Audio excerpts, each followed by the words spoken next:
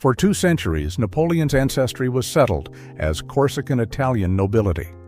Then, in 2011, DNA extracted from his beard hairs rewrote everything, tracing his paternal line not to Europe, but to the ancient Near East. The proof began with a single relic. Inside the Musée Bertrand, a small glass reliquary sits catalogued among Napoleon's personal effects. Its label, written in careful 19th century script, claims to hold hairs from the emperor's own beard, preserved since the days when Europe knew him as Corsican-Italian nobility. For generations, curators and historians accepted this relic as a physical link to Napoleon, a tangible piece of the Bonaparte legend.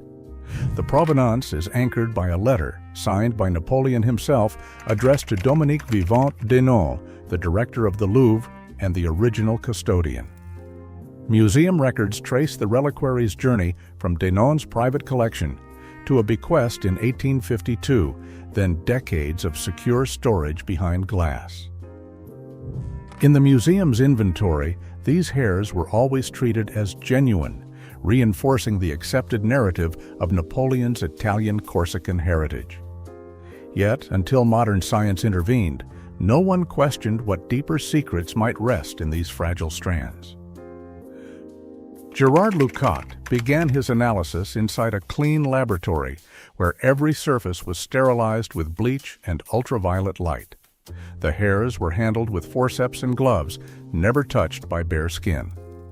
To rule out modern contamination, Lucat included negative controls at each stage, blank swabs and reagent-only tubes, ensuring that any trace of DNA would come only from the sample itself. Under a scanning electron microscope, he observed tiny residues clinging to the hair roots, described as remnants of 19th century shaving soap. This physical detail supported the claim that the hairs had not been tampered with after Napoleon's era. Each hair was catalogued with a unique accession code, linking it directly to the museum's inventory and the signed letter from Napoleon. DNA was extracted from the follicular sheaths, using protocols designed for degraded material, and the resulting genetic material was transferred to PCR tubes for amplification. Every step was logged, forming a documented chain of custody from museum vault to laboratory bench. A fresh buccal swab from Prince Charles Napoleon, the living male line descendant of Jerome Bonaparte, arrived at Lucat's laboratory under strict chain of custody. Technicians extracted DNA from the sample and ran it through the same YSTR and SNP panels used on the museum hairs. Each genetic marker, DYS19, DYS393, DYS390, DYS385, and the full set of 37 YSTR loci matched the ancient profile exactly. The concordance extended to 10 key SNP markers, including M34, M35, and P172, leaving no room for ambiguity. No mismatches appeared, even at the most discriminating alleles.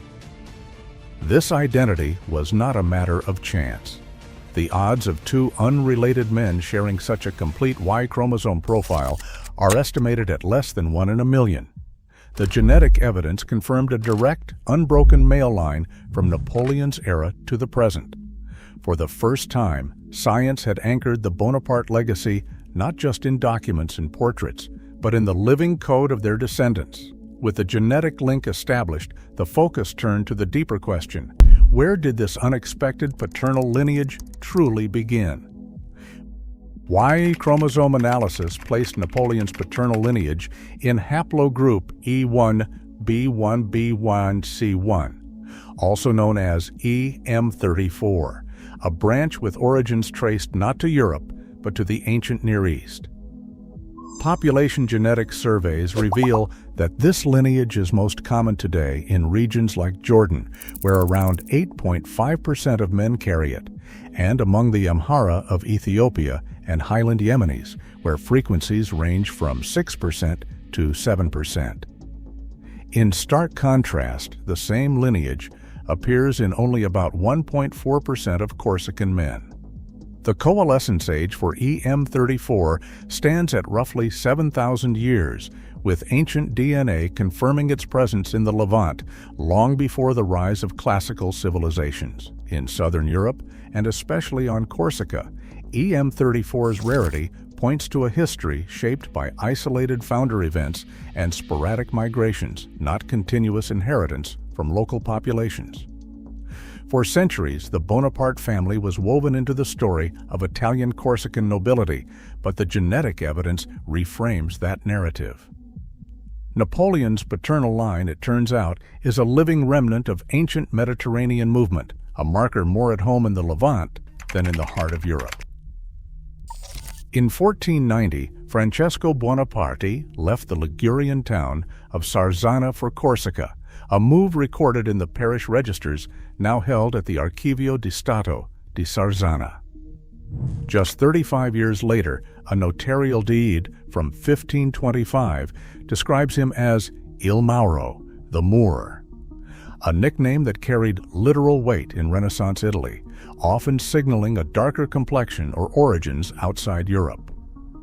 These records, transcribed by hand and preserved in state archives, trace a direct line from Sarzana's shipyards to the Bonaparte name in Ajaccio. The family's documented migration and inherited epithet provide a tangible bridge between the rare Near Eastern Y chromosome signature and the Bonaparte genealogy, centuries before genetic science could confirm what these early notaries only hinted at. Ancient DNA studies have found EM34 in Bronze Age burials stretching from Jericho to Sicily, tracing a path across the Mediterranean long before the Bonaparte name appeared in any record. Yet, Napoleon's maternal line tells a different story, a rare mitochondrial marker, 16184T, scarcely found in global databases. This genetic fingerprint could become the key to a future test, if authorities ever allow forensic sampling of the remains at Les Invalides. Until then, the mystery lingers. Genetics has pulled back the curtain, but the final proof still waits, hidden in a Paris tomb. Genetic evidence shattered centuries of certainty. Napoleon's lineage crosses continents, not borders. As science exposes deeper mysteries, one truth remains. Even legends rest on questions no tomb can silence.